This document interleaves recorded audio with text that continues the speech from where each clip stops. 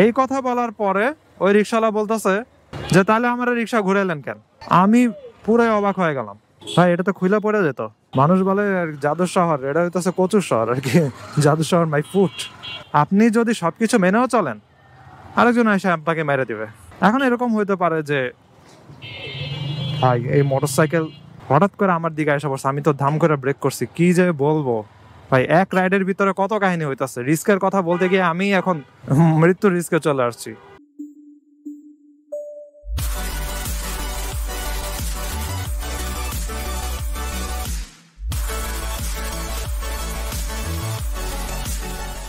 এই what is going on everyone.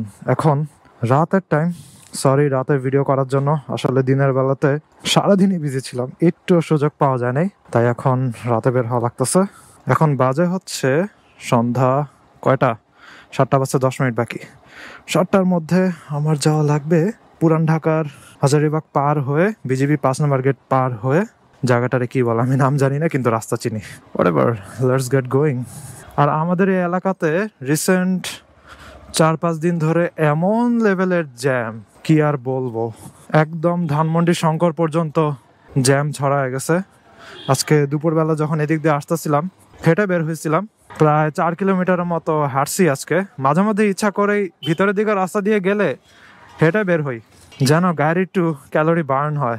তখন দেখি যে একদম শঙ্কর পর্যন্ত রিক্সা টিক্সা এভরিথিং সব আটকায় আছে। পরে আমি আব্বুকে জিজ্ঞেস করলাম যে আমি তো মেন রাস্তা দিয়ে যাই, পাশের রাস্তাগুলো দিয়ে ঢুকি, কোনো দিক দিয়ে যাওয়ার কোনো সুযোগ পাইতেছি না, এগুলো আসলে কারণটা কি? তখন হচ্ছে আব্বু বলে যে প্রচুর পরিমাণে অটো বাড়ছে, এটা একটা কারণ। আরেকটা বড় কারণ হচ্ছে যেহেতু বাম পাশের রাস্তাটা বন্ধ রাখছিল, এই জন্য হচ্ছে সব রিক্সা এক রাস্তা দিয়ে ঢুকছে, এই কারণে হচ্ছে মেইন সমস্যা। এবং ঢাকার আসলে এখন খুবই বাজে অবস্থা, কি আর বলবো। মনে করেন অটো মটো যা আছে, আমাদের পরিচিত অনেক মানুষেরাই বলে এখন গ্রামে আর কোনো মানুষ নাই, সব ঢাকায় চলে আসছে, সব হচ্ছে ঢাকা এখন অটো চালায়। সো এই ব্যাটারি রিক্সার কথা বলতে গিয়ে আজকে আরেকটা জিনিস মনে পড়লো। আজকে এই যে এদিকে রাস্তাতে একটা স্কুল আছে, কিন্ডার গার্ডেন স্কুলের মতো, তো ওইটার সামনে দিয়ে হইতেছে আমি যাইতেছিলাম। এখন একজন মহিলা, একটা বাচ্চা স্কুলের, তো তাকে নিয়ে হচ্ছে একটা রিক্সাকে ডাক দিল যে ভাই যাবেন নাকি। রিক্সাওয়ালাটা হচ্ছে এই বাম সাইড দিয়ে যাইতেছিল আর মহিলা এই সাইডে দাঁড়া ছিল। তো এখন রিক্সাওয়ালা বলতেছে যে কোন জায়গায় বলার সাথে সাথে সে হচ্ছে রিক্সাটা ঘোরা এদিকে আসলো। রিক্সাওয়ালারা তো অনেক সময় এরকম করেই, মনে করেন ডাক দিলে হচ্ছে ঘোরা এদিকে আসে। এমন না যে এটা বিশাল ওয়াইড কোনো রাস্তা যে এটাতে ঘুরলে রিক্সাওয়ালার হচ্ছে অনেক ব্যাটারি খরচ হবে অথবা অনেক কষ্ট হবে, এরকম কিছুও না। এসে মহিলাকে বলল যে ভাড়া এত। মহিলা বলে যে না ভাই এত ভাড়াতে যাব না, এত। সে বলে যে না। মহিলা বলে যে আচ্ছা তাহলে অন্য রিক্সা দেখি। এই কথা বলার পরে ওই রিক্সাওয়ালা বলতেছে যে তাহলে আমার রিক্সা ঘুরাইলেন কেন।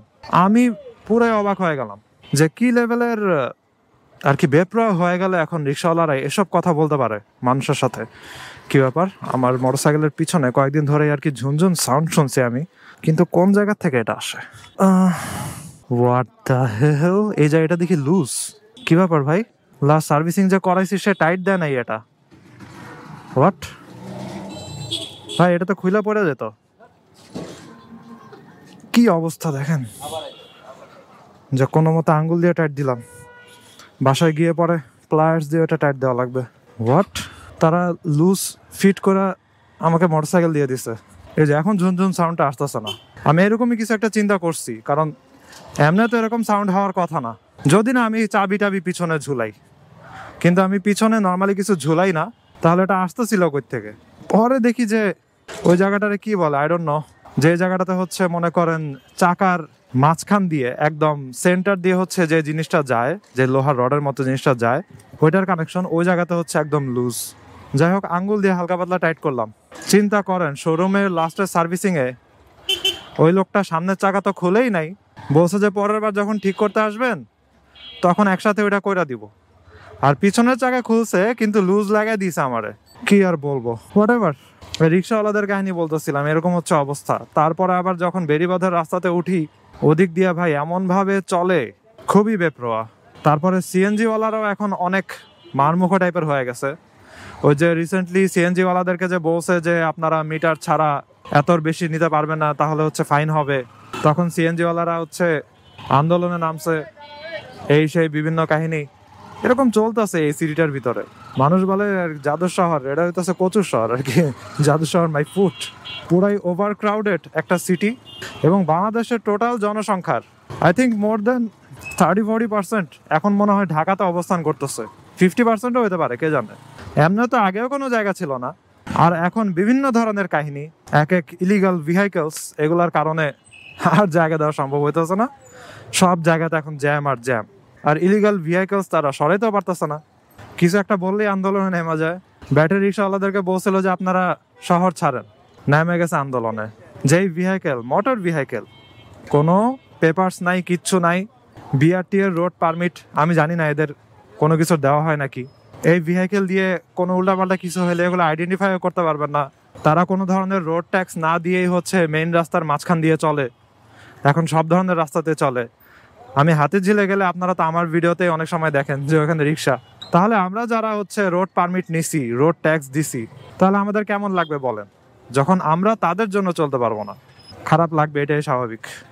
So this is the city we live in. কঠোর না হইলে, ধুমধাম মায়ের মুই না দিলে কোনো কিছুই এই দেশে সোজা হবে না। কথা দিয়ে কাউরে এই দেশে বোঝানো যায় না, সবাই নিজেরটা আগে চিন্তা করে আর কি। জ্যাম ঠেলতে ঠেলতে ট্যালি অফিসের মোড়ের কাছাকাছি আসছি। অলরেডি 7:15 বেজে গেছে। খুবই রিস্ক নিয়ে চলা লাগে, কিছু করার নেই। এবং কখন যে কি হয়ে যাবে, আর অথবা কোনো অ্যাক্সিডেন্টের মাঝখানে পড়ে যাব, কোনো সিওরিটি নেই। আমার একটা স্টুডেন্টের ভাই হচ্ছে মোটরসাইকেল কিনতে চাইছিল, তো ওর আম্মু যখন হচ্ছে দেখে যে আমার পায়ের এই অবস্থা, তখন বলে যে আমার ছেলেকে তো ভাবছিলাম মোটরসাইকেল কিনে দিব, ও মোটরসাইকেলের জন্য অনেক আবদার ধরছে এই সেই, কিন্তু ঢাকার যে অবস্থা ভয় করে।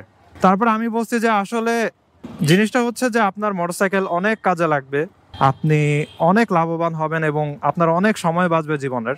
কিন্তু আপনার ছেলেকে আপনি যতই ট্রেন করেন না কেন, যতই ভালো মতো বোঝান না কেন, মনে করেন আপনি একদম ভালো মতো নিয়ম টিয়ম মেনে রাস্তায় রাইড করতেছেন, কিন্তু আরেকজন এসে আপনারা মেরে দিবে। অর্থাৎ কোনো সিওরিটি নাই। আপনি যদি সব কিছু মেনেও চলেন, আরেকজন এসে আপনাকে মেরে দিবে। এটা একটা রিস্ক অবশ্যই। সো যদি আপনাদের ইচ্ছা হয় যে কিনে দেওয়া, তাহলে দিতে পারেন। আর যদি না দেওয়ার ইচ্ছা হয়, তাহলে ও কখনো লাইফে স্বাবলম্বী হইলে, ওয়াও রিক্সা কেমনে চলতেছে ভাই, আমার থাপ্পড়াই তো মন চায়। যাই হোক, সো যদি আপনাদের না কিনে দিতে মন চায় আর কিন্তু ওর যদি শখ থাকে, তাহলে ও স্বাবলম্বী হলে ও নিজে কিনা নিক। সো জিনিসটা একটু রুড লাগলেও আসলে এটাই সত্যি। এটা অবশ্যই একটা রিস্ক, কিন্তু এভাবেই চলতে হবে যদি আপনাকে এটা অবশ্যই রাইড করতে হয়। এখন এরকম হইতে পারে যে ভাই এই মোটরসাইকেল হঠাৎ করে আমার দিকে এসে পড়ছে, আমি তো ধাম করে ব্রেক করছি, কি যে বলবো ভাই। এক রাইডের ভিতরে কত কাহিনী হইতাছে। রিস্কের কথা বলতে গিয়ে আমি এখন মৃত্যুর রিস্কে চলে আসছি। জিনিসটা হইতেছে, এটা একটা সত্যি কথা যে আপনারে কেউ একজন মোটরসাইকেল কিনে দিছে, আপনার প্যারেন্টস হোক, যেই হোক, গিফট হোক, যেটাই হোক, আপনি মোটরসাইকেলের যেরকম যত্ন নেবেন অথবা আপনি যেরকম কেয়ারফুলি রাইড করবেন, কিন্তু আপনি যদি নিজের টাকায় মোটরসাইকেলটা কিনেন, নিজের উপার্জন, তখন দেখবেন আপনি অনেক সাবধানে চালাইতেছেন এবং অনেক কেয়ার করতেছেন মোটরসাইকেলটার উপরে। এটা আমি লাইফে যত রাইডার দেখছি, আমার যত রাইডার ফ্রেন্ডস আছে, সবার মধ্যে এই জিনিসটা দেখছি। জিনিসটা শুনতে খারাপ লাগতে পারে, কিন্তু আমার দেখা, আমার এক্সপিরিয়েন্সের ভিতরে আসলে এই জিনিসটাই আমি সবচেয়ে বেশি দেখছি। তো ঢাকা সিটি হচ্ছে এমন একটা জায়গা, এখানে আসলে কে কখন মইরা যাবে কোনো ঠিক নাই। লাইফের কোনোই সিওরিটি নাই যে আসলেই সে আজকে যে ঘর থেকে বের হয়েছে সে বেঁচে ঘরে ফিরবে নাকি, কোনো ঠিক নাই। ঘর থেকে বের হয় নাই, তাও সে মরে যেতে পারে। মনে করেন বিল্ডিং এ আগুন লাগছে অথবা ভূমিকম্প হয়েছে, এবং ঢাকার সবকিছুর যে অবস্থা, বিল্ডিং গুলোর যে সিচুয়েশন, কিভাবে যে এত বছর ধরে এখনো টিকে আছে। মাঝে মধ্যে তো প্রায় ভূমিকম্প হয়, এটা আসলেই আনএক্সপ্লেনেবল একটা জিনিস।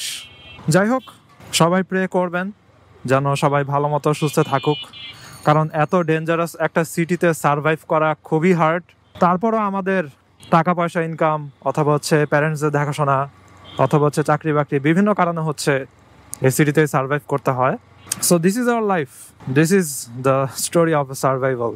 যাই হোক, আজকের ভিডিও এখানে শেষ করি। অ্যাগেইন রাতে ভিডিও করার জন্য sorry. I hope you guys like this video, and if you are watching me for the first time, you can kindly subscribe. তো see you in the next round. সবাই ভালো থাকুন, সাবধানে রাইড করেন, tata.